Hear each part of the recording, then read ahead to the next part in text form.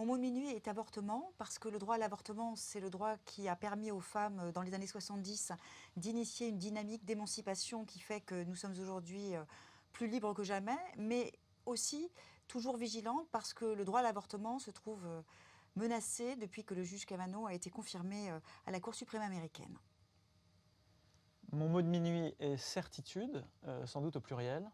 Je ne suis pas sûr d'avoir beaucoup de certitudes, j'espère ne pas en avoir trop, car ceux qui en sont pétris, généralement m'inquiètent. Non, je ne me souviens plus du nom du bal perdu. Ce dont je me souviens, c'est de ces amoureux qui ne regardaient rien autour d'eux. Il y avait tant d'insouciance dans leurs gestes émus. Alors quelle importance, le nom du bal perdu.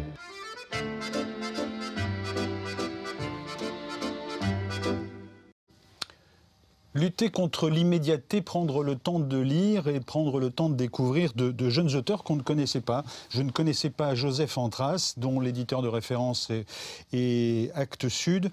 Joseph Andras qui publie Kanaki, et ce romancier interroge les événements troubles de l'histoire française. Par exemple, ceux de 1988, la grotte d'Ouvéa, nous sommes en Nouvelle-Calédonie. Et dans ce livre, Kanaki, Joseph Andras essaie de cerner la personnalité du leader qui avait enlevé un certain nombre de gendarmes français, du leader de cet enlèvement, baptisé terroriste par les autorités françaises. C'est Alphonse Dianou qui a été tué au moment de l'assaut de la grotte d'Ouvéa. Il avait 28 ans. Et voici comment sa femme, qui s'appelle Hélène, interrogée par le romancier, parle de lui. Comment entend-elle le basculement du père de son fils ? Qu'a-t-il pu se produire pour qu'il ait troqué son pacifisme rigoureux contre une prise d'otage ? Entouré de frères d'armes, fussent-ils mal équipés et fort peu entraînés, quoi qu'aient pu prétendre certains commentateurs ? Existe-t-il un point de rupture précis, distinct, un jour où le tissu craqua ? Je n'ai pas vu ce basculement, mais il était devenu plus ferme, oui, m'explique-t-elle toujours aussi posément. Je savais pourtant, au fond de moi, que la non-violence resterait en lui. D'ailleurs, quand il est mort, il avait un casse-tête en bois et les autres des armes à feu. Kanaki, Joseph Andras, Actes Sud. La femme d'Alphonse Dianou s'appelle Hélène. Étonnant, la femme dont il est question, toujours de Joseph Andras, de nos frères blessés, c'est un livre précédent, toujours chez Actes Sud. Il s'agit de Fernand Yveton, qui a été décapité en 1956, militant communiste, à l'occasion des événements, disait-on à l'époque, des événements d'Algérie. Et même chose, Joseph Andras questionne ce personnage dans notre histoire et dans les événements troubles de notre histoire. Et je lis dans son livre ceci: la femme de Fernand Yveton, hasard, s'appelait également Hélène. Et Hélène n'aima pas en revanche l'arrogance quotidienne qu'elle décelait, ou plutôt constatait, tant rien n'était et n'est caché des Européens à l'égard des musulmans. Elle ne tarda pas à entrevoir l'inventivité verbale que les humains déploient pour décrire ce qu'ils n'admettent pas en leur sein: crouilles, ratons, melons, bicots, bougnoules. Elle se tenait encore des mois plus tard que l'on ne laissa pas sa place dans le trolleybus aux musulmanes en charge d'un enfant, pas plus qu'elle n'aima l'omnipotence des hommes, souvent arabes, et leurs mains mises sur les lieux publics, une présence jamais discutée, jamais évoquée, comme s'il était normal, sinon naturel, d'exclure, sans un mot, et peut-être était-ce plus violent encore, puisque parfaitement admis et intégrés, les femmes de tous les espaces de discussion. Joseph Andras, de nos frères blessés, Kanaki, c'est publié chez Actes Sud. Fernand Yveton a été décapité. À l'époque, ni Mitterrand, ni le président de la République à l'époque n'étaient intervenus pour accorder leur grâce. Ça tombe bien, on va parler dans cette émission du féminin, et on va parler également de la peine de mort. C'est des mots de minuit, vous êtes chez vous, en voici le sommaire. Désexualisation des fonctions sociales et des rôles familiaux toujours à l'heure. Égalité des sexes, approchée mais encore à gagner. Le combat féministe, la révolution du féminin sont au cœur des essais de Camille Froidevaux-Métairie, professeur de sciences politiques. Entre aliénation et émancipation, aujourd'hui c'est la corporéité des femmes et ses événements, ménarche, ménopause par exemple, qu'elle interroge. ainsi d'un paraître qui redoublerait l'être, ainsi de la non-maternité comme ultime émancipation. Des essais bienvenus, éclairants, prospectifs, un an après la naissance du mouvement MeToo. La peine de mort n'a toujours pas été abolie aux États-Unis, une antienne chez Démos de minuit. Lindy Lou, juré numéro 2, est un documentaire signé par Florent Vassaux. Lindy Lou est pour la peine de mort, Lindy Lou vote la mort pour Bobby Wilcher. Mais quand le crime a changé de côté, cette Américaine bien sous tout rapport doit affronter sa culpabilité. Le documentariste l'accompagne dans ce road movie à la recherche des 11 autres jurés qui ont décidé d'un assassinat légal. Lindy Lou avait été laissée à ses remords par des amis et une partie de sa famille. Elle y trouve un apaisement. Au-delà du drame personnel, un film sur une société et un État, le Mississippi, tellement croyant mais plus complexe que dans les a priori. Musique également dans cette émission avec Raphaël Lanader, dite Elle, comme la lettre, poétique, réaliste, elle signe chanson. Démos de minuit 570, entrez, vous y êtes chez vous.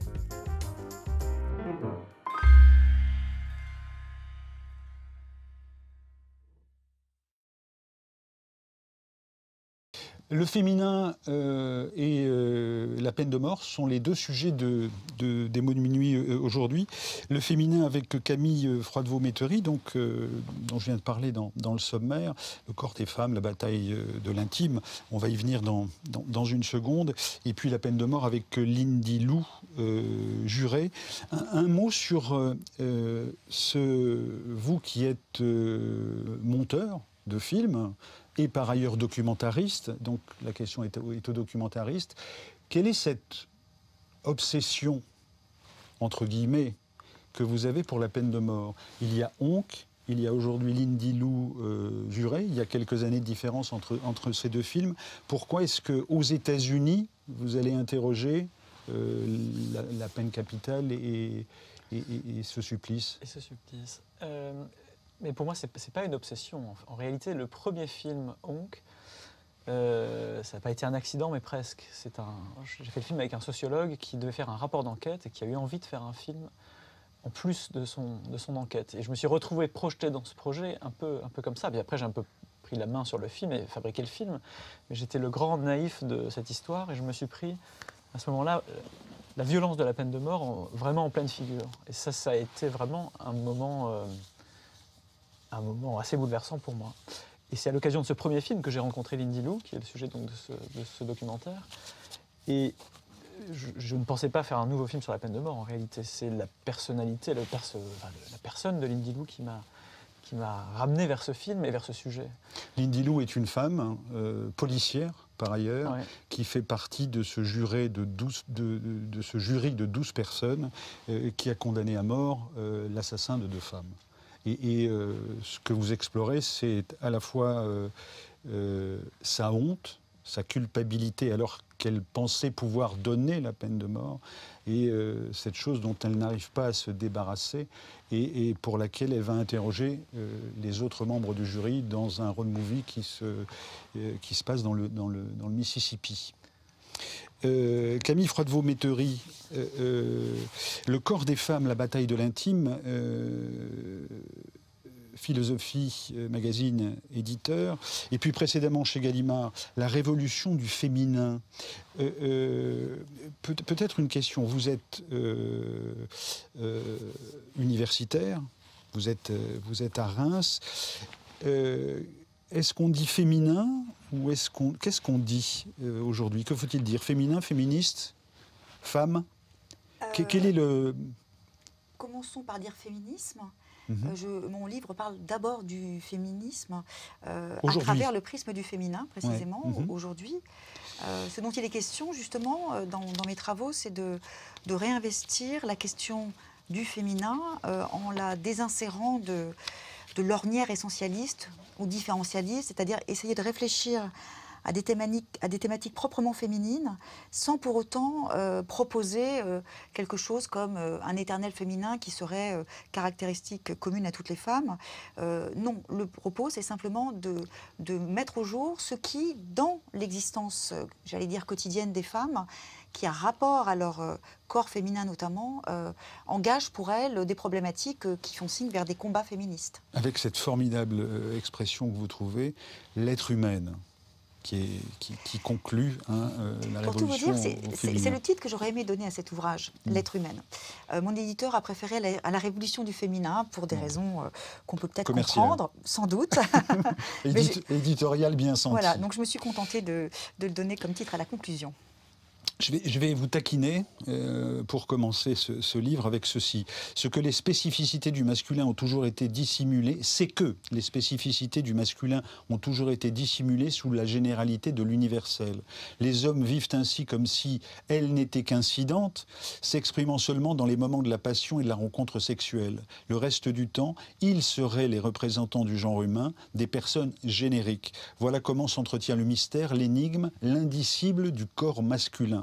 Pourtant, si l'inédit foncier de leurs conditions impose aux femmes de s'approprier les versants abstraits et concrets de leur existence, cette exigence pèse aussi fortement sur les hommes.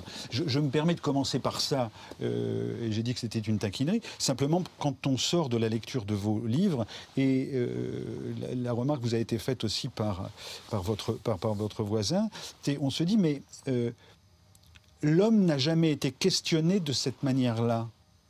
Il a pu être questionné sur le pouvoir, le politique, la démocratie, etc., etc., mais jamais sur son intimité. La littérature sur l'intimité de l'homme existe peu ou pas. Parce que l'intime est le propre de l'existence féminine et que pour les hommes, au contraire, leur existence est elle aussi enfermée, mais enfermée dans un espace qui est, lui, public. Le mouvement d'émancipation féminine, c'est celui qui a permis précisément aux femmes de devenir des hommes comme les autres, c'est-à-dire d'investir la sphère sociale, la vie professionnelle, mais aussi, parallèlement et de façon sans doute moins évidente du point de vue des statistiques, mais à mon avis aussi irrésistible, c'est un mouvement qui a permis aux hommes de devenir des femmes comme les autres. Ce qui est intéressant. Très. Vous vous sentez une femme comme les autres? J'aimerais beaucoup me sentir une femme comme les autres, mais j'ai toujours une pointe de culpabilité là-dessus, parce que je me sens jamais assez féministe. Alors, je suis peut-être mariée, enfin je ne suis pas mariée, je vis peut-être avec quelqu'un qui s'affirme très féministe, et j'ai l'impression de ne jamais l'être assez, de ne jamais être au bon endroit, de toujours être maladroit, de ne jamais être dans les bons mots. Et je trouve ça... Et voilà, moi, ma difficulté, elle est parfois à cet endroit-là. Peut-être je suis surtout tétanisé à l'idée de ne pas être assez féministe. Ne culpabilisez pas trop. Il faut vraiment arrêter d'avoir peur des féministes. Je vous propose d'écouter Blanche Gardin. C'est une humoriste, elle est comédienne et elle est scénariste. Elle a fait partie du Jamel Comedy Club, ça c'était pour sa visibilité médiatique, et dans un rôle dans une série télévisée qui s'appelait Working Girls. Voilà. Aujourd'hui, elle fait du stand-up, elle est crue, décapante, mais toujours pleine de sens. Et je vous propose de l'écouter sur quelque chose de très précis qui va me permettre de revenir sur l'histoire du féminisme dont vous parlez, et on verra quelles sont les différentes étapes. Blanche Gardin. Ce qui nous fait flipper, nous, c'est sa pénétration. C'est pas nouveau, c'est pas révolutionnaire ce que je dis. Hein. Simone de Beauvoir, elle disait carrément toute pénétration est un viol. C'est une phrase forte. Hein. Alors évidemment, quand tes initiales, c'est les mêmes que salle de bain, a priori, t'es pas une folle du cul. Hein. Mais bon. Mais c'est vrai, il y a quand même cette idée de coercition, de domination, de violence dans le rapport hétéro. Je veux dire, enfin, la première fois au lit pour une fille avec un garçon, il s'agit quand même beaucoup pour la fille de se laisser faire. Hein. C'est ça qui se passe. Hein. Alors c'est pas du viol caractérisé, bien sûr, parce que le garçon procède étape par étape pour que la fille n'ait pas l'impression que tout ça se passe sans son consentement. Hein. C'est la technique du pied dans la porte. Hein. Très bien. Mais... Enfin, du doigt dans la chatte, en l'occurrence. Mais c'est vrai qu'il y a cette idée, quand même, hein, il y a cette idée de violence, d'intrusion, de domination, oui, alors c'est pas du tout un procès d'intention que je commence à faire aux hommes, hein. Je voudrais pas qu'on se méprenne là-dessus, parce que c'est pas ça du tout. Voilà, je parle de l'idée de la pénétration, parce que la pénétration, c'est symboliquement, même dans cette façon d'en rire, la pénétration, symboliquement, c'est ce qui symbolise la domination de l'homme. Et la pénétration, ça sert à faire des enfants, la maternité étant l'autre centralité de la femme telle qu'elle est exposée au travers des siècles, comme dirait l'autre. Aujourd'hui, on en est sorti. Mais est-ce que vous pourriez, et c'est ce que vous faites dans la révolution du féminin, est-ce que vous pourriez nous donner rapidement les quelques étapes du féminisme qui a un peu plus d'un siècle, on va dire. C'est ça. Hein oui, alors le premier grand moment du féminisme, c'est ce que j'appelle la bataille du vote, qui est la mère de toutes les batailles, puisqu'elle va permettre aux femmes de devenir des citoyennes au même titre que les hommes. Et elle prend place à la fin du 19e siècle et elle se déroule jusqu'au début du 20e siècle. Et ce qui est étonnant dans ce moment-là, c'est que précisément, c'est au nom de leur dimension maternelle, au nom du service qu'elles rendent à la nation en éduquant les futurs citoyens, que les suffragistes françaises, mais aussi américaines, revendiquent leur participation à la vie civique. Et puis il y a ensuite un moment un peu de creux, une fois que ce droit leur aura été attribué, un moment de creux qui court jusque dans les années 60, qui s'explique pour des raisons aussi historiques, économiques, la reconstruction notamment. Et puis le deuxième grand moment, c'est la bataille de la procréation, donc fin des années 60. La grande bataille, hein, parce qu'on sort de la maternité, quoi. Voilà, c'est-à-dire qu'il s'agit de s'attaquer à la racine du problème, qui est l'enfermement des femmes dans la sphère domestique et leur assignation à la dimension maternelle de leur existence. C'est effectivement la grande bataille, puisque une fois qu'on aura permis aux femmes de prendre le contrôle de leur nature procréatrice, elles pourront, pour de bon, devenir, comme je le disais tout à l'heure, des hommes comme les autres. Cette bataille sera suivie d'une autre aussi importante, puisqu'à partir du moment où précisément elles peuvent investir la sphère sociale, les femmes se retrouvent confrontées dans le monde du travail à toute une série d'inégalités et de discriminations. Et la bataille qui suit, c'est donc la bataille du travail, qui consiste à essayer de faire en sorte que leur place dans la vie professionnelle soit équivalente à celle des hommes. Bon. Au passage, je précise que ces batailles sont non seulement chronologiques, mais cumulative, c'est-à-dire que ce n'est pas parce qu'on passe à la bataille suivante que la précédente est en quelque sorte reléguée dans le passé. Il y a un tuilage et il y a une addition. Voilà, absolument. Le moment qui suivra, c'est un moment qui a trait, là aussi tout est lié, vous allez le voir, à la question de la famille, la bataille de la famille qui consiste à en faciliter ou à en fluidifier les modalités, permettre aux individus de faire famille de façon différente, permettre aussi des parentalités différentes, des combats qui sont portés, bataille suivante, mais qui s'additionnent, par les féministes qui défendent la question, enfin qui partent au combat avec la notion de genre en étendard et qui vont s'attaquer, elles, à la question de la binarité obligatoire, de l'enfermement des hommes et des femmes dans les rôles masculins et les rôles féminins, et qui vont par là même essayer de, comme désormais la chose est bien connue, déconstruire les stéréotypes de genre. Et puis nous arrivons, bon an mal an, à l'orée du XXIe siècle. Alors, je vais trop vite. Oui, non, mais on va y venir là sur ce qui se passe aujourd'hui, de l'intime et de la corporéité. Mais ce que je veux dire, c'est qu'en vous lisant, ce qui est étonnant, c'est de trouver... Il y a peu de gens qui finalement aient vraiment compris la nécessité de la libération. C'est-à-dire que tout le monde est toujours revenu à un essentialisme ou à un universalisme qui a toujours exclu le corps des femmes, ou qui l'a toujours assigné à un rôle très précis. Parce que vous dites à un moment, quand dans une société tous les individus sont égaux en droit, il n'y a plus de féminin et de masculin. Sauf que ce que vous dites aujourd'hui, c'est qu'il faut que les femmes puissent, dans une liberté totale, se réapproprier leur propre corps, leurs règles, le temps des femmes, entre la ménarchie, c'est ça ? Ménarche, oui. Ménarche, hein, et puis la ménopause. Alors la ménarchie, hein, c'est les premières règles. Oui. Et je me disais, par rapport au vous dites beaucoup de choses et je voudrais réagir sur le début de votre propos, si je peux. D'accord, allez-y. Si je peux, parce que, oui, en fait, ce qu'il faut tenir ensemble, et c'est ça qui n'a pas toujours été bien compris dans ma proposition, c'est que j'essaye de mettre en évidence, d'une part, ce phénomène que j'appelle la convergence des genres. Ce que je disais tout à l'heure sur le fait que les femmes deviennent des hommes. Bon. La convergence des genres, c'est-à-dire que peu à peu, se dessine à l'horizon. C'est encore un peu lointain, un peu flou peut-être, mais néanmoins, on l'aperçoit bien nettement, un individu générique. Le fait que nous soyons, et les femmes et les hommes, progressivement désinsérés des cadres et un peu même des carcans dans lesquels nous avons été enfermés. C'est vrai dans le monde occidental et c'est vrai plutôt chez les classes... voilà. C'est vrai dans le monde occidental et c'est vrai que ça commence plutôt par l'eau, effectivement. Moi, ce qui m'importe, c'est quand les phénomènes deviennent pensables. C'est-à-dire qu'à partir du moment où on peut les réfléchir, c'est qu'il y a quelque chose qui s'est engagé. Je n'ai pas besoin nécessairement d'une validation statistique massive pour penser ces évolutions. Donc la convergence des genres, c'est un phénomène crucial qui a été enclenché par les féministes, à qui on doit ce grand tournant quasi anthropologique.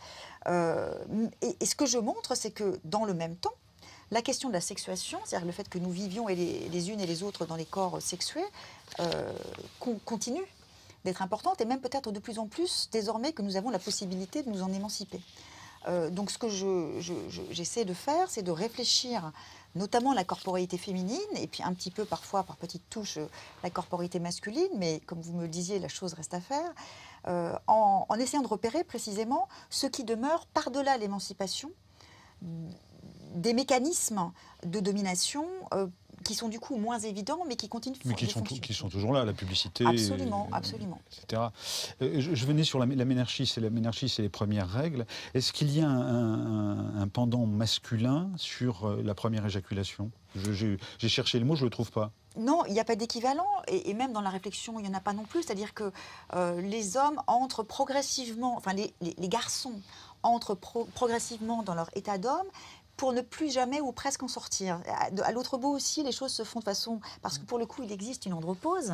Je suis navrée de vous l'apprendre. Simplement, elle est beaucoup plus étendue dans le temps et il n'y a pas cette espèce de couperet fatal.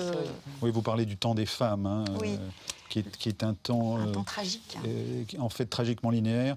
Il est marqué par ces moments décisifs que sont la puberté et la ménopause, qui signalent l'entrée et la sortie de la potentialité maternelle, l'une et l'autre tout aussi indécidables qu'irrémédiables. Il est rythmé par ces événements corporels. Je remarque que dans votre livre, il y a deux types qui sauvent l'honneur, deux hommes qui sauvent à peu près l'honneur, quels qu'ils soient, que ce soit les psychanalystes, Freud, Lacan, les grands penseurs des théories libérales, etc., qui féminisent le social en permettant aux femmes d'accéder. Il y en a deux, je crois, c'est Michelet et Babeuf. C'est à peu près les deux seuls mecs qui aient voulu vraiment l'égalité totale, non ? Oui, on pourrait ajouter Condorcet, pourrait, en cherchant bien, on peut en trouver un petit peu plus, mais c'est vrai qu'il faut se poser la tête. Il n'y en a pas beaucoup. Bon, on revient à la corporéité, parce que je trouve que c'est ce qui est intéressant par rapport à ce que vous évacuez dans ce tuilage de l'essentialisme, du naturalisme, de l'universalisme. Aujourd'hui, vous dites, on est à un moment charnière, il faut que dans le féminisme, les femmes puissent sans problème parler de leurs règles, puissent sans problème se maquiller si elles le souhaitent, ne pas se maquiller si elles le souhaitent, avoir des enfants quand elles le souhaitent, se faire stériliser si elles le veulent, voilà comment, à un moment, vous abordez la question de la corporéité féminine. Elle se conçoit d'abord dans les termes de la passivité. Si les femmes n'explorent pas toute leur potentialité corporelle, c'est qu'elles ont intériorisé un principe de dissociation qui fait de leur corps un objet quasiment distinct d'elles. Cette logique s'enracine dans l'expérience séculaire et quotidienne du regard de l'autre. Le corps des femmes ne cesse jamais d'être un objet de scrutation, et c'est parce qu'il est ainsi regardé qu'il n'existe que passivement. Il est touché plutôt qu'il ne touche, saisi plutôt qu'il ne saisit, bougé plutôt qu'il ne bouge. Voilà pourquoi, précise le philosophe, il est difficile pour les femmes de développer un rapport subjectif et volontaire à leur propre corps. Elles l'appréhendent comme un objet dont il faut soigner l'apparence, un outil nécessaire dans les relations amoureuses et maternelles, jamais comme capacité de mise en œuvre ou puissance de réalisation. La question de l'être dans les assignations contemporaines, du beau, de la maigreur, etc., c'est quand même quelque chose qui est extrêmement difficile à réaliser.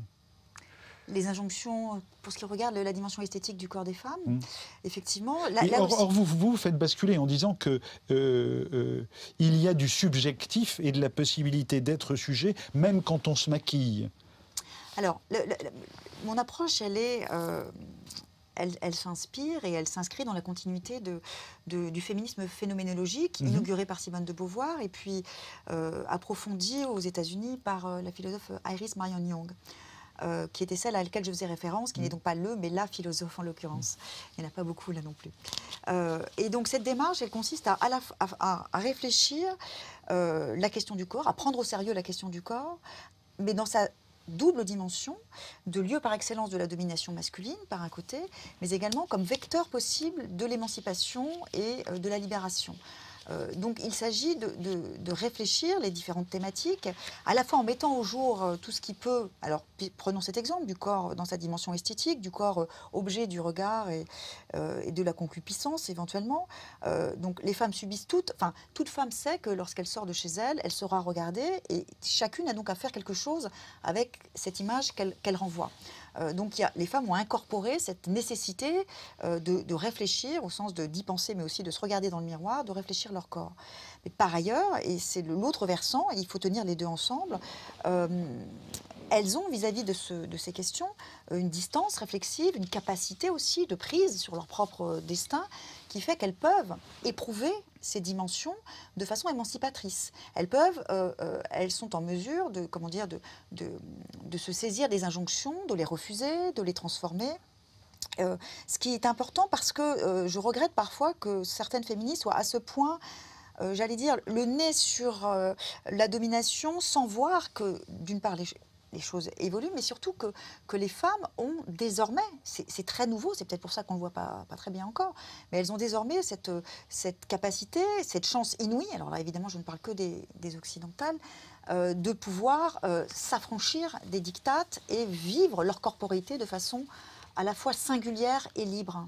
Ce qui donne, appliqué librement à mon sujet, la chose peut se dire ainsi. Par le travail quotidien qu'elle fait sur son apparence, une femme entre dans un processus d'enrichissement de son être qui passe par le choix qu'elle fait d'une auto-représentation d'elle-même. Loin de l'assimiler au statut d'objet, cette démarche d'ornement la fait advenir comme un sujet, le paraître redouble alors l'être, comme on dit, redoubler d'attention. Il l'augmente, l'intensifie. Pas évident pour toutes les femmes d'arriver à ce renversement quand on se regarde dans le miroir. Oui, absolument. Et non seulement ce n'est pas simple, c'est même parfois très douloureux, notamment pour les femmes qui ont soit des aspirations, soit des corps qui n'entrent pas dans les cases qu'on leur impose. Mais j'allais dire, c'est des cases qui sont tellement étroites, c'est le cas de le dire, que finalement, nous sommes toutes confrontées à cette espèce d'impossibilité de souscrire aux attentes qui pèsent sur nous en matière esthétique. C'est peut-être pour ça que nous pouvons aussi nous en affranchir. Ce que je veux dire par là, c'est que je pense que les femmes ne sont pas dupes et que même si elles subissent des injonctions et parfois elles en souffrent, elles peuvent prendre de la distance. Plus quasiment aucune femme ne souscrit au modèle commun, qui est un modèle quasi pubère de beauté féminine. Vous êtes sûr de ça ? Alors, que nous avons cette capacité à... Ah oui, oui, je suis sûr que la capacité existe, mais je trouve que dans la société aujourd'hui, il y a encore des frilosités qui empêchent ça. Je crois que c'est important en tout cas d'en parler. Oui. C'est important aussi, et en France on est singulièrement en retard, de faire en sorte que les modèles, si je puis dire, les idéotypes de corps féminin se diversifient. C'est absolument incroyable d'observer à quel point les femmes qu'on nous propose en modèle sont des clones. Dans les pays anglo-saxons, on est beaucoup plus détendu par rapport à ces questions et tous les corps, dans toutes leurs formes et dans toutes leurs couleurs, sont bien davantage représentés qu'ils ne le sont en France. Ce matin, je voyais, en venant enregistrer cette émission, je voyais dans le métro une publicité qui disait c'était pour vendre des manteaux avec des poils. Et le slogan était « Les Parisiennes ne veulent plus s'épiler ». Alors que là, il y a aujourd'hui... Oui, mais c'est vrai. C'est vrai. Les jeunes féministes aujourd'hui mènent ce type de combat, ne plus porter de soutien-gorge, ne plus s'épiler, c'est vrai. Vous êtes passionnante. On ne peut que renvoyer tous les hommes, mais pas seulement, à la lecture de ces deux livres-là. Ils sont... permettent de déceler un certain nombre de choses. Je voudrais qu'on parle de l'actuel, du contemporain aujourd'hui, si on peut situer un peu le féminisme tel que vous le souhaitez, ce féminisme incarné, que vous incarnez. Quel est-il et que disent la génération née en 2000-2010 On écoute d'abord Rêve de jeune fille, ça date de 1964, c'est la RTF. Et l'ORTF, c'est de l'extrait d'une enquête sur les idéaux des jeunes filles de 15 ans en 1964. Regardez. Je me mets dans l'idée que d'être mariée, je serai encore beaucoup plus libre. C'est peut-être bête, mais... Dites-moi, est-ce que vous estimez avoir... Enfin, que c'est nécessaire d'avoir des expériences sexuelles avant le mariage? Pas pour une femme, non. Pourquoi? Parce que, à mon idée, moi, j'ai envie de rester pure pour mon mari. Mais les garçons, alors c'est quoi? C'est différent de vous? Il sera pas pur, lui. Oui, mais ça fait rien. Je trouve qu'un garçon, quand même, a besoin d'avoir des liaisons. C'est tout à fait naturel. Qu'est-ce que c'est un mari pour vous? C'est quand même quelqu'un qui restera toujours auprès de moi, qui, quand même, fera marcher le ménage. Non, parce que c'est quand même c'est le rôle de la femme, mais qui tiendra quand même une grande partie dans ma vie. Quel est son rôle, alors? Il doit faire son travail. Moi, je trouve que dès qu'il a fini ceci, il doit rentrer à la maison, mais ne plus rien faire. Ce n'est pas son rôle de s'occuper du ménage ou des enfants. Il doit trouver le ménage fait, le repas tout prêt, trouver un foyer calme en rentrant, où il puisse se reposer quand même. Commentaire. Vous vous rendez compte, 50 ans, le chemin que nous avons parcouru depuis 50 ans, moi c'est quelque chose qui me frappe beaucoup. La condition féminine s'est modifiée dans des proportions inouïes. C'est-à-dire que ce que nous sommes aujourd'hui, comparé à cette... Bon, c'est un petit peu caricatural, parce que dans les années 60, il y avait des femmes qui n'avaient pas du tout la même approche. Mais tout de même, ça montre que le chemin a été... Vous écrivez ceci: les femmes nées dans les années 1980 et 1990 ne s'inquiètent plus d'une éventuelle grossesse, mais se préoccupent de leur orgasme. Elles ne souffrent plus de la cyclicité implacable de leurs règles, mais s'en débarrassent de façon hormonale. Elles ne fantasment plus sur le modèle de la conjugalité maritale, mais multiplient les partenaires et assument leur célibat. Elles ne s'enferment plus dans les canons esthétiques d'un féminin prétendument éternel, mais s'en saisissent pour les distordre et briser les limites binaires de la présentation de soi. Portées par une aspiration à la liberté dans tous les domaines de l'existence, elles réinvestissent le champ corporel pour s'attaquer aux sujets génitaux dont elles se saisissent les uns après les autres. C'est ce qui se passe aujourd'hui. Donc GPA, PMA, enfin plutôt dans l'ordre inverse, PMA, GPA. Vous soulignez la redécouverte du plaisir. Et ça, c'est important. Donc, le vaginal, le clitoridien. On a réinventé le clitoris aujourd'hui, c'est aussi ce que vous dites. Il y a eu MeToo qui, comme vous le dites, n'est pas d'abord une dénonciation du porc, mais d'abord une revendication du plaisir possible tel que je le choisis, moi, femme. Est-ce que vous pensez que c'est possible, ou est-ce que là, il y a une aspiration? Vous avez déjà répondu en partie à cette question, mais cette génération, vous pensez qu'elle est majoritaire aujourd'hui? Ou quand le sera-t-elle? Autrement dit, quand aurons-nous, nous, grandi? Ce que j'observe, ce que j'appelle le tournant génital du féminisme, qui est donc l'investissement par une nouvelle génération de féministes, ces jeunes femmes qui sont nées dans ces années 80-90, de ces questions qui ont trait à la génitalité. Alors ce que ça montre d'abord, c'est pas rien, c'est qu'il était un domaine qui était en quelque sorte resté à l'écart du champ des droits et des revendications, le domaine de l'intime, avec toutes ces thématiques que vous avez évoquées, c'est-à-dire qui ont pour point commun de concerner les organes génitaux féminins. Donc les règles et les maladies comme l'endométriose qui peuvent les accompagner, la question des violences obstétricales et gynécologiques, la question du plaisir sexuel et effectivement de sa, si ce n'est de sa découverte, en tout cas de son exploration. Et puis la question de la PMA-GPA, dans tous ces domaines, ce dont il s'agit pour les jeunes féministes et puis pour les autres qui les suivent bien volontiers comme moi, c'est de considérer que la liberté et l'égalité qui ont été revendiquées dans tous les autres domaines auparavant s'appliquent également dans ces domaines. C'est pour ça que Effectivement, le mouvement MeToo relève, selon moi, de quelque chose qui dépasse de beaucoup simplement, disons, l'interprétation de surface que l'on peut en faire sur le mode de la dénonciation des immondes agresseurs. Ce dont il s'agit, en fait, effectivement, c'est d'une revendication. La revendication à une sexualité enfin épanouissante parce que libre et égalitaire. Et consenti.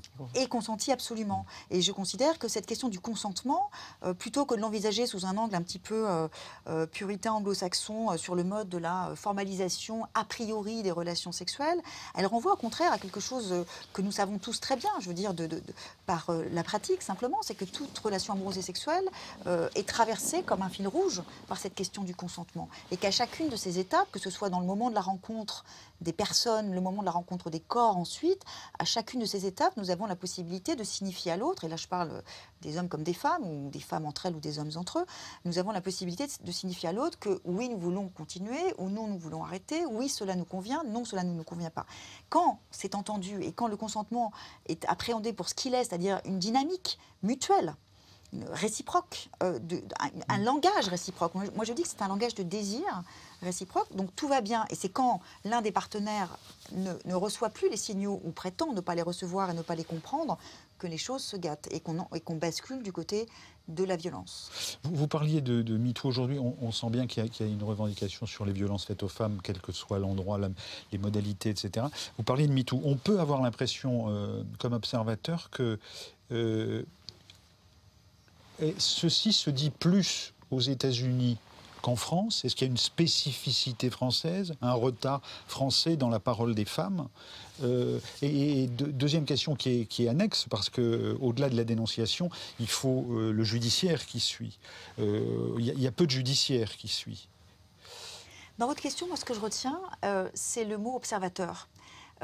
Qui m'arrête parce que je pense précisément que l'affaire Weinstein et le mouvement MeToo sont l'occasion d'une implication absolument inédite des hommes dans ces questions et dans les revendications féministes. Non, quand je dis observateur, c'est comme journaliste. Oui, ouais, voilà. Mais je me suis... Comme homme, ça m'a terriblement abîmé. Abîmé? Oui, abîmé, parce que c'est effectivement se rendre compte qu'on n'a pas perçu la dimension de la question du harcèlement, par exemple. C'est vrai que, alors qu'on fait attention, enfin, je veux dire, on est dans des métiers où on fait encore attention à ce genre de choses, même s'il y a des dérèglements aussi dans nos métiers et qu'il y a des mains au cul dans nos métiers aussi, bien sûr. Mais je veux dire que, un certain nombre de gens qui sont autour de moi, des hommes qui sont autour de moi, on se sont pris un coup de bambou monstrueux parce qu'effectivement, on n'avait pas dimensionné, ou en tout cas pris à sa juste mesure la question. Non plus, je trouve. Et on ne l'avait pas dit. Enfin, moi, j'ai traversé des expériences dans ce milieu du cinéma. Et après, au moment de MeToo, j'ai revécu tous ces moments. Et je me suis dit, mais j'ai entendu ça, j'avais rien dit, j'ai rien dit. Donc, quand je parle de culpabilité à mon endroit, elle est aussi là. Et le mouvement MeToo, pour moi, il est salvateur pour ça aussi. Pardon, je vous ai interrompu. Oui, non, mais c'est intéressant parce que ce que j'entends dans vos témoignages, pour le coup, c'est quelque chose de l'ordre de... Vous êtes un petit peu sonné par tout ça. Absolument. Moi, ce que j'aimerais bien maintenant, une fois passé le coup de bambou et l'étourdissement et le silence, la sidération qui le suit... La sidération, oui. Voilà, et il faut passer à l'étape suivante qui est précisément de prendre votre part dans ce mouvement. Les féministes et les femmes ont besoin des hommes dans ce combat pour repenser, redéfinir les relations entre les femmes et les hommes et voilà, affronter un certain nombre de problèmes qui sont des problèmes communs en réalité. Sur la dimension judiciaire, oui. On a l'impression que ça ne suit pas. Et la spécificité française. Est-ce qu'en France, on est tellement gaulois que ça se dit moins qu'aux États-Unis? Me conduire. Bon, certaines pensent effectivement qu'il y a une spécificité française, qu'il y aurait une spécificité française, une forme de doux commerce entre les sexes, enraciné dans des traditions galantes. C'est pas ma position. Enfin, on peut le dire parce que c'est une façon aussi de se dédouaner, mais j'ai tendance à penser que malheureusement, sur ce sujet, non seulement il n'y a pas de différence entre la France et les États-Unis, mais pas plus qu'il n'y en a avec l'ensemble des pays. C'est-à-dire que c'est comme une sorte d'invariant des relations entre les femmes et les hommes partout dans le monde que cette potentialité de la violence et de la prise masculine sur les corps féminins. Pour ce qui est du judiciaire et du traitement politique de ces questions, je suis un petit peu perplexe effectivement par ce que j'observe. Il ne se passe effectivement pas grand-chose, ou alors des solutions, disons, un peu vaines. Hein, voilà. Ce qui me paraît crucial, c'est de permettre aux femmes qui subissent ces violences non seulement de parler, mais d'aller un peu au-delà de la simple parole, c'est-à-dire de pouvoir éventuellement porter plainte et d'être accompagnées jusqu'au bout dans le processus, puisque, comme on le sait, il y a un nombre absolument infime de cas qui sont vraiment pris au sérieux par la justice. Est-ce que vous avez un objet avec vous? Oui. Montrez-nous. Alors, n'ayez pas peur, ce n'est pas un objet castrateur, même s'il y ressemble. C'est un coupe-papier. Un petit coupe-papier japonais qui appartenait à ma grand-mère, qui est important pour moi parce que, d'abord, il renvoie à l'écriture et à l'écriture de lettres, à la correspondance. J'aimais beaucoup, quand j'étais petite fille et jeune fille, écrire, à ma grand-mère notamment, mais pas seulement. Et puis, cet objet, je m'en sers de moins en moins, voire quasiment plus jamais, puisque on n'échange plus de lettres entre nous, et c'est bien dommage. Qu'avez-vous entendu de votre voisine? J'ai beaucoup, j'apprends. Moi, je suis venu écouter et entendre. Enfin, moi, ce qui me parle profondément, c'est la violence à laquelle sont exposées les femmes quotidiennement, et je ne vois pas comment, je ne l'ai pas vu plus. Et le mouvement MeToo a permis, selon moi, moi, j'ai l'impression qu'on est dans un moment d'éducation des hommes. Je sais que vous avez dit ça au départ et vous avez tiqué là-dessus, mais il me semble qu'on en est vraiment là. On avait besoin de ce choc, et je suis assez pessimiste sur l'issue de tout ça, mais voilà, choc après choc, peut-être qu'on va apprendre. Et après, vous abordiez la question de l'intime qui, moi, me touche. Et voilà, donc en fait, vous m'avez juste donné envie de lire votre livre. Merci. Je crois, tout simplement. Merci. Pause musicale, et ensuite on va parler des États-Unis et de la torture, enfin la peine de mort. Je vous propose un moment musical avec Elle, chanson. Elle, c'est la lettre de Raphaël Lanader, un troisième album, à la fois poétique et réaliste. Voici Laissez passer. Elle est accompagnée au violoncelle par Julien Lefebvre et Guillaume Latil. Musique. Moi, je ne sais rien faire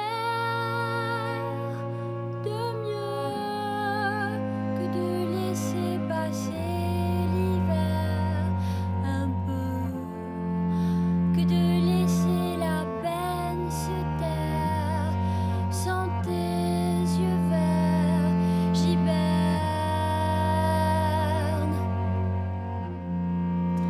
Je sais rien faire de mieux. J'attends que passe le vent, la neige. J'attends que tout s'efface. J'attends le printemps. J'attends que cesse le cortège des nuits sans fin. J'attends que marre le sortilège de ta peau. J'attends l'heure des beaux jours nouveaux. Je veux qu'on change de décor, qu'on change. Parfois je dors. Moi, je ne sais rien faire de mieux que de laisser passer l'hiver un peu, que de laisser la peine se taire. Sans tes yeux verts, j'hiberne. Je sais rien faire de mieux. Je veux que roule les feuilles mortes, les fêtes, je veux que s'arrête la cohorte des foules. Je veux des jours longs sous le soleil, des cigarettes, des garçons roux, du houblon au reflet vermeil, le fleuve qui coule, un point c'est tout. Je veux que plus rien ne soit pareil, plus rien, qu'on soit demain. Je ne sais rien faire de mieux que de laisser passer l'hiver un peu, que de laisser la peine se taire. Sans tes yeux verts, j'hiberne. Je sais rien faire de mieux.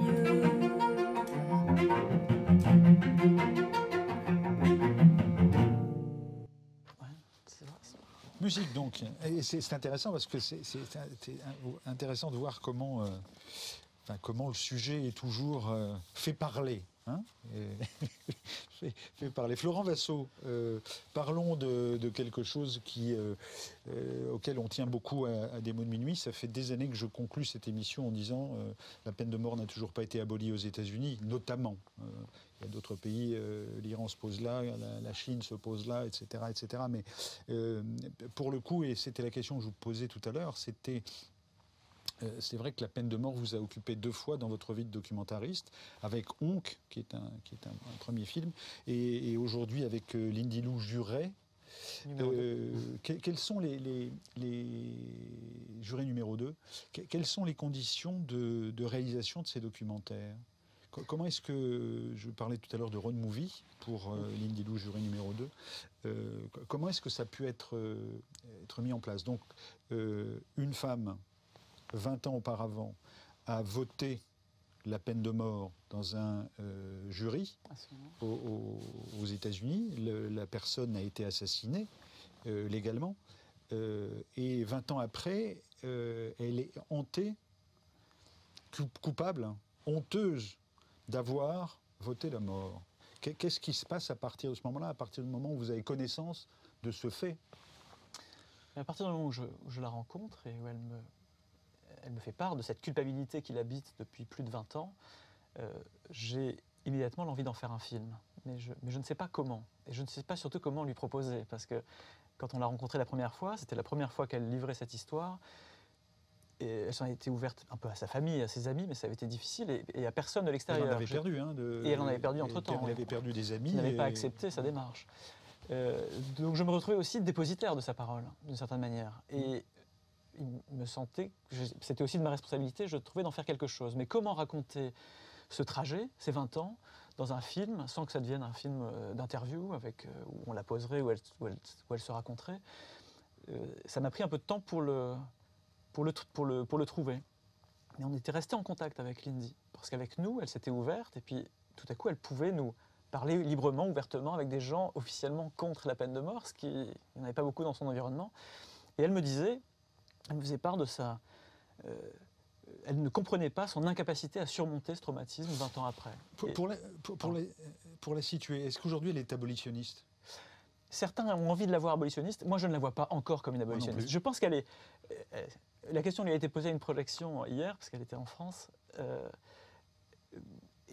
Je pense qu'on est abolitionniste ou on ne l'est pas. Il n'y a pas d'entre-deux. Et elle répondait, je crois que je suis à 95% abolitionniste. Ce que dit votre film, c'est cet endroit où le sujet intervient. C'est-à-dire que je suis pour la peine de mort dans mon pays, comme citoyenne américaine qui, par ailleurs, est policière ou shérif, je ne sais plus. Mais du moment où j'ai à décider de la donner à quelqu'un, arrive la question du sujet intimement coupable de l'avoir fait. Et c'est en ce sens que, effectivement, ce que vous dites, elle n'est pas évident qu'elle soit abolitionniste aujourd'hui pour autant. Non, elle dit qu'elle y arrive, mais oui, elle est aboliste pour elle. Non, elle n'a pas de... Elle n'est pas devenue une figure militante, en tout cas. C'est pas quelqu'un qui... Elle ne porte pas un combat. Le combat qu'elle porte aujourd'hui, il est peut-être dans son entourage direct.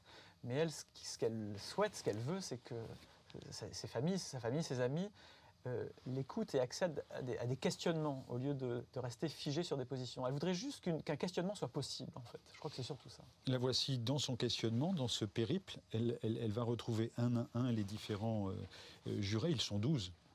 C'est pas 12 hommes en colère, mais c'est 12 jurés en colère qui décident la peine de mort à l'unanimité. C'est pour ça que la sentence a été exécutée. Voici Lindy Lou. I went in there basically like every other juror, probably with the thought that, yeah, I won't have a problem giving the death penalty. But while I sit there, something in me changed. And when it came time to really say that this man should live or die, I didn't want to do it. I did not want to give him the death penalty. I thought he deserved the death penalty. I know that may not be what you want to hear. No, that's fine. That's fine. I'm not here to change your mind or, try to sway you anyway. No, I just think he brutally murdered 2 women. And to me, he just deserved the death penalty. I shouldn't say that, but he looked evil to me.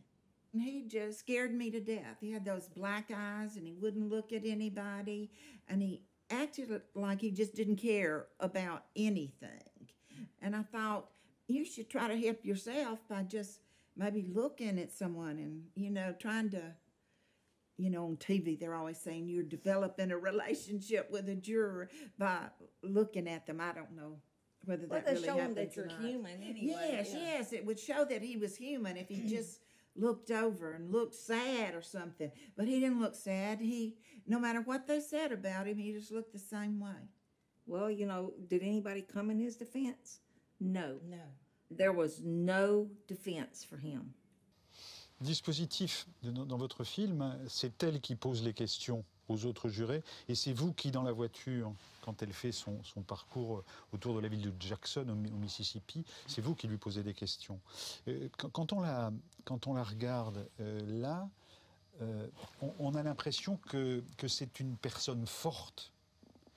Peut-être le seul moment où on la sent dans la fragilité, c'est quand elle retourne pour la première fois dans le tribunal et où elle se remémore le moment de dire oui au juge, et quand elle dit j'avais les mouchoirs dans les mains, je pleurais sans arrêt, etc. etc. C'est le seul moment où on a l'impression de la sentir un peu fragile. Sinon, elle a l'air forte dans sa culpabilité. Oui. Enfin, dans son questionnement. Mais en fait, pour moi, elle est forte. Je pense que ce qui l'a construite et ce qui lui a donné cette force, c'est la solitude dans laquelle elle a été plongée pendant 20 ans. Moi, je trouve que ça transparaît dans le film. C'est qu'on voit une femme, et on le perçoit surtout dans les scènes avec son mari, on voit une grande solitude chez cette femme qui n'a jamais pu parler de ce qu'elle avait traversé, puisque dès qu'elle essayait d'en parler, on lui opposait une fin de non-recevoir. Et donc, sur cette solitude, je pense que quand la proposition du film est intervenue et que tout à coup il s'est agi de libérer cette parole, et c'est ce qu'elle dit aujourd'hui d'ailleurs, elle dit en fait le film m'a permis d'avoir une voix, ce que je n'avais pas.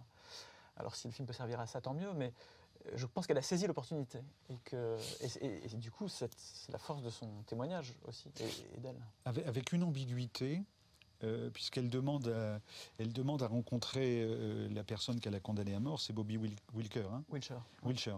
Et donc elle peut le rencontrer le jour prévu de son exécution. C'est la première fois elle le rencontrera. Et à ce moment-là intervient un sursis supplémentaire. Et donc ils vont établir une relation. Et Wilcher va tomber amoureux d'elle, ce qu'elle vous confie en lisant les lettres qu'il lui envoie, et elle ne dément pas, puisqu'elle n'est pas dans une relation de ce type avec lui. Là c'est aussi un moment très ambigu. Oui, alors l'ambiguïté est dans le film, et c'est dit, c'est un peu en suspens. En réalité, ils ne se sont connus que 3 mois, puisque le sursis a duré 3 mois. Et ces 3 mois-là ont été un bouleversement complet pour Lindy. Elle allait juste demander pardon à cet homme, et puis elle se retrouve entraînée pendant 3 mois à devenir son amie dans quelque chose qui la dépasse totalement. Et moi, ce qui m'intéressait dans cette relation entre eux, alors lui est sans doute tombé amoureux d'elle, mais il n'avait pas eu de visiteur depuis 15 ans, à part ses avocats. Donc c'est la seule femme qu'il avait vue depuis 15 ans, avec qui il avait un échange. Mais surtout, elle n'a pas osé lui dire qu'elle n'éprouvait pas les mêmes sentiments pour lui. Alors il y a sûrement eu un trouble, il y a peut-être eu quelque chose, mais elle ne s'est pas sentie amoureuse de lui, et elle ne lui a jamais dit. Elle a un peu entretenu ce trouble vis-à-vis de lui, et selon moi, ça a ajouté une couche de culpabilité chez Lindy, parce qu'elle s'est sentie dans le mensonge à son égard. Comment est-ce que vous la sentez aujourd'hui? Vous disiez qu'hier soir, elle était à une projection. Est-ce que vous la sentez encore avoir évolué par rapport au moment du tournage? Oui, très clairement. Le film se termine, je ne dévoile rien, mais elle est au volant et elle raconte, on pressent que ce voyage l'aide, mais je pense ce qui l'a le plus aidé, c'est la réception du film, et surtout aux États-Unis, chez ses pairs, entre guillemets. On avait présenté le film pour la première fois dans le Missouri, qui est quand même un État du Midwest, donc finalement assez proche dans les mentalités du Mississippi duquel elle vient. Et le jour de cette première et l'accueil qui lui a été réservé, je pense, a tout changé chez elle. C'est que soudain, elle s'est dit, en fait, ma voix... Je ne suis plus seule, ma voix est légitime, ma voix peut porter. Et il y a des gens, même conservateurs, comme dans mon État, qui peuvent être réceptifs. Et à partir de là, voilà, c'est le trajet du film aujourd'hui, je pense, qui peut l'aider, ou en tout cas qui l'aide à évoluer. Un mot sur la région où elle habite, où elle a été sollicitée pour être membre du jury. C'est Jackson, c'est le Mississippi, c'est profondément croyant, c'est profondément religieux, ce que souligne votre film sur un certain nombre de plans de coupe. Comment est-ce que vous avez rencontré cette région? Qu'est-ce que vous en retenez? J'en retiens plus de complexité que ce que j'avais bien voulu voir ou percevoir au départ. C'est-à-dire que évidemment c'est le Sud, c'est pas que très conservateur, c'est en réalité l'État le plus conservateur, le plus religieux des États-Unis. Mais c'est aussi le plus généreux. C'est l'État où les citoyens donnent le plus aux œuvres caritatives, etc. Donc très accueillant aussi. Donc moi, ce que je voulais faire vraiment dans le film, c'est que j'ai l'impression que c'est une Amérique qu'on a beaucoup vue, notamment pendant l'élection de Trump, et largement caricaturée. J'ai l'impression d'avoir surtout vu une bande d'abrutis s'exprimer aux informations tout le temps, et j'ai l'impression que nous, Européens, on allait un peu chercher ça, quoi. Et quand je suis arrivé là-bas et que j'ai rencontré ces gens, qui sont tous blancs d'ailleurs, hein, quasiment, mais j'ai essayé d'y trouver un peu autre chose, quoi. C'est très facile d'aller là-bas pour aller chercher la caricature. Et j'avais justement envie, non pas de leur donner une chance, mais simplement d'être un peu plus juste avec eux, et de voir que s'il y a un objet de réflexion à leur proposer, eh ben, c'est aussi une Amérique qui réfléchit. Comme l'incarnation de Cindy Lou. Oui, de Lindy Lou. De Lindy Lou. Pour le coup, c'est la complexité du lieu quand même. C'est exactement ça, c'est l'incarnation de la complexité du lieu. On reparle de la peine de mort aux États-Unis dans une seconde. Je voudrais qu'on regarde un extrait de votre film précédent, Honk. Ça date de 2011. Et Honk, c'est le klaxon, c'est le bruit du klaxon. Et c'est une manière, là où sont les couloirs de la mort, pour les abolitionnistes, d'aller dire non à la peine de mort. Et Honk, c'est notamment le klaxon d'une mère dont le fils est dans le couloir de la mort. Et dans votre film, dans Honk, il y a le témoignage d'un historien qui évoque la manière dont les Américains considèrent la peine de mort. Comment est-ce qu'ils la vivent, entre guillemets? In this country, the death penalty is reserved for people who were convicted of extremely violent offenses against individuals. So most Americans have nothing in common with death row inmates. They are the easiest group of people in America to have no sympathy for, to not think about, or to not care about. Society has condemned these people as less than human. We call them monsters, garbage, scum, filth, vermin, trash. We dehumanize them. So to kill them is not to kill a person, it's to just get rid of garbage in our minds. So using the death penalty is not seen as being violent. It's just making America better, to purify America by getting rid of subhumans. Ouch. Ouais. Rick Alperin, c'est un immense abolitionniste. C'est un professeur formidable. Enfin, quelle rencontre à l'époque d'avoir pu d'avoir pu le filmer. Est-ce que 2011-2018, est-ce que vous avez senti le début d'une évolution dans l'Amérique et la peine de mort? Là où on a fait le deuxième film, dans le Mississippi, j'ai envie de vous dire absolument pas, non. non. Alors on a espéré à une époque chaque année qu'un État de plus abolisse, mais il y en a... Aujourd'hui, il reste combien? 30 États qui... 34, je crois. 34. 34, ouais. Le Mississippi, c'est aussi le pays l'État qui a les lois les plus restrictives pour ce qui concerne le droit à l'avortement. Oui. Depuis tout à l'heure, je pense beaucoup à ça parce qu'évidemment, aujourd'hui, c'est une question pour les féministes américaines cruciale.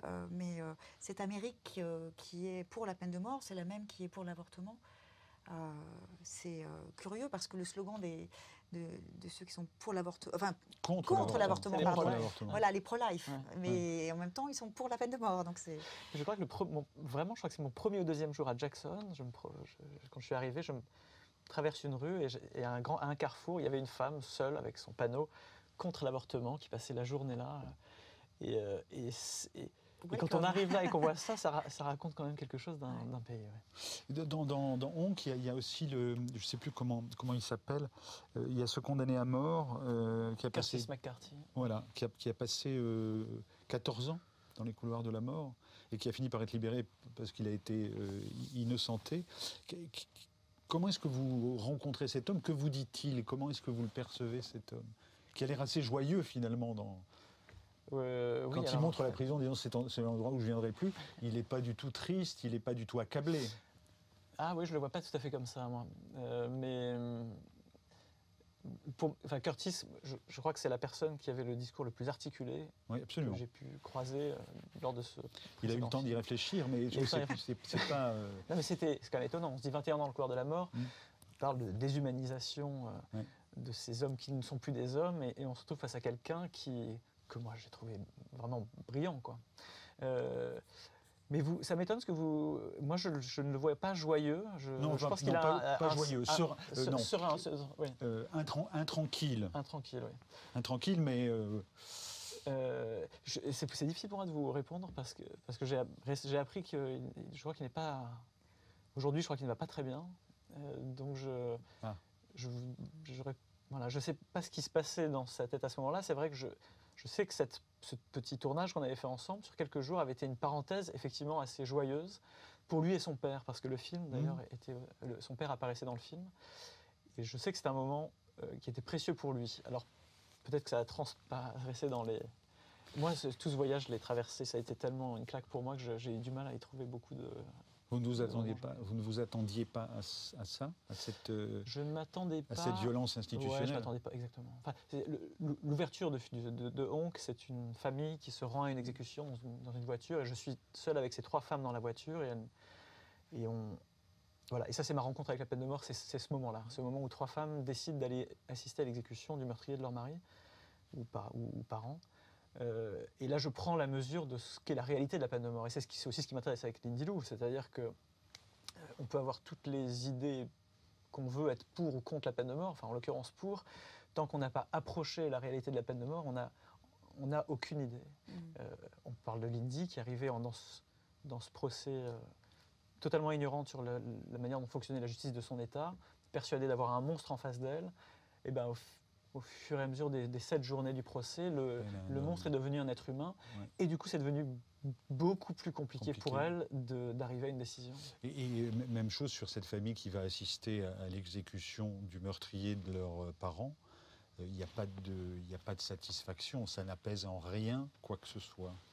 Moi, il me semble, et d'ailleurs c'est très parlant ce qui se passe. Ils arrivent sur un parking au milieu de la nuit, puisque l'exécution va être à minuit. Et sur ce parking, elles sont les victimes. Rien n'est fait pour elles. Elles attendent, une vieille dame, elles s'asseyent sur le trottoir face à la famille du futur exécuté. Elles sont en face là à attendre que quelqu'un leur dise quoi faire. C'est-à-dire c'est un mépris total pour tous, quoi, pour les deux côtés.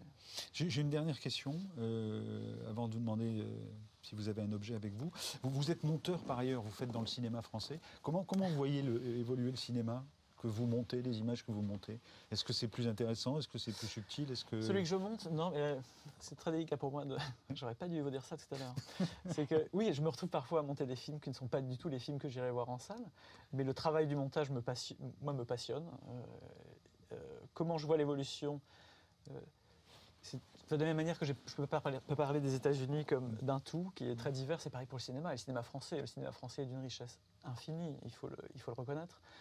Il y a une chose que je vois en tout cas transparaître sur les comédies, parce que il m'arrive de monter des comédies, c'est cette tendance de la comédie de récupérer une forme de dimension sociale. Voilà. Et ça, c'est un trait qui me gêne un petit peu. J'ai du mal à trouver beaucoup de sincérité dans cette manière de récupérer des thématiques sociales et les injecter artificiellement dans les comédies. Toujours dans cette dimension-là, en technique de montage, est-ce que quelque chose bouge? Est-ce que c'est monté de manière beaucoup plus séquencée, beaucoup plus courte? Ou au contraire, non? Est-ce que ça n'a pas changé? Et est-ce que vous avez beaucoup de liberté d'appréciation dans la manière dont vous montez? Ou est-ce qu'au contraire... Ça, c'est plutôt la rencontre avec le réalisateur qui le permet, le degré de liberté qu'on a. Oui, moi j'ai le sentiment d'être assez libre, notamment sur... On monte de plus en plus les films, alors peut-être moins dans le cinéma d'auteur, mais sur le cinéma un peu plus commercial ou traditionnel, on monte en parallèle du tournage. Donc souvent, le réalisateur en fait, est en train de tourner, et nous, on reçoit les scènes du jour et on les prémonte. Donc sur tout le choix des prises, même si le réalisateur m'a dit ce qu'il préférait, moi, je n'écoute que moi, en général. Et toujours. Ouais, voilà. Moi, je regarde. Le plus important dans le montage, finalement, c'est le visionnage des images et des rushs, cette première vision qui nous donne le sentiment premier dont il faut se souvenir pour la suite du montage. Est-ce que vous avez un objet avec vous? J'ai pris un objet avec moi, ça a été très difficile. Alors j'ai pris, parce que j'y réfléchi, j'avais peu d'objets dont j'étais attaché, et puis j'ai pensé qu'en fait, j'avais commencé à une époque une espèce de collection de cravates moches. Donc j'ai amené quelques cravates moches, mais pour deux raisons. Voilà, donc elles sont assez moches, j'en ai plein, j'en ai beaucoup d'autres, mais là j'ai pris ces deux-là. Je crois que j'ai pris ça parce que ça correspondait... Ce sont les cravates de Trump, non? Alors j'aurais pu, non, j'en avais une américaine. Parce que là, je ne porte pas de cravate. J'imagine que ces cravates ont été à la mode à une époque, ont été un signe d'élégance, et le fait qu'aujourd'hui on puisse les réutiliser. C'est dur à dire pour des cravates moches. Non, mais c'est important pour moi parce que c'est vraiment des moments joyeux. Je mets une cravate que pour des moments joyeux, à savoir un anniversaire, et je mets une cravate moche. Celle-ci, elle est tout de même historiquement. Et il y a les Twin Towers sur celle-là. Non, celle-là, elle est. Je vous les rends. Non, merci. Je vais les ranger, moi aussi. Voilà, c'était un peu plus léger que la peine de mort. C'est sympa, mais bon, voilà, on vous les laisse. Qu'avez-vous entendu de votre voisin? Des choses qui résonnent beaucoup, parce que figurez-vous que dans une autre vie, avant de travailler sur ces questions de féminisme, je travaillais sur les rapports entre politique et religion, et spécifiquement dans le contexte américain. Vous êtes spécialiste de sciences politiques. D'accord. Voilà. Voilà, ça résonne avec... Enfin, l'Amérique que vous donnez à voir, je la connais un petit peu, mais sous ce prisme-là. Et ce que j'ai apprécié dans votre façon d'en parler, c'est de dire que les choses ne sont pas si simples, que la façon dont nous les percevons de ce côté-ci de l'Atlantique. Moi, je me souviens avoir travaillé sur cette question de la laïcité américaine. On a l'image d'un pays... Alors maintenant, c'est encore plus compliqué de le dire, parce que depuis Trump, les choses ne vont pas dans le bon sens. Mais voilà, les Américains sont plus subtils qu'on veut bien dire. Croire. Je pense aussi. Merci à tous les deux d'avoir été avec nous. Donc, Lindy Lou, juré numéro 2, c'est votre film. Il sort quand? Il sort le 10 octobre, donc il est sorti déjà. Il est déjà sorti, très bien, allez-y. Voilà. Et puis on a parlé de Joseph Andras, publié chez Actes Sud. Tout au début de cette émission, c'était un conseil de lecture. Allez-y, n'hésitez pas. Ça parle de droits humains et de zones grises dans les histoires des républiques, aussi démocratiques soient-elles. Camille Froidevaux-Métairie, Philosophie Magazine, éditeur, Gallimard, même chose, conseil, non pas de lecture, mais conseil pour le coup d'intelligence. La révolution du féminin, c'était chez Gallimard, c'était il y a 2 ans. 3 ans. Et puis Le corps des femmes, la bataille de l'intime, ça sort aujourd'hui. Enfin oui, ça sort aujourd'hui. Et ça prélude à un livre encore plus conséquent. Voilà. Merci à vous. Merci beaucoup. Et puis on a parlé aussi de Elle, chanson. Que voulais-je ajouter? Que la peine de mort n'a toujours pas été abolie aux États-Unis, mais ça vous l'aurez compris, vu le sujet, l'un des sujets de l'émission. Par ailleurs, il y a toujours surpopulation dans les prisons françaises. C'est des mots de minuit, vous y étiez chez vous, à la prochaine fois. Non, je ne me souviens plus du nom du bal perdu. Ce dont je me souviens, c'est de ces amoureux qui ne regardaient rien autour d'eux. Il y avait tant d'insouciance dans leurs gestes émus. Alors quelle importance, le nom du bal perdu.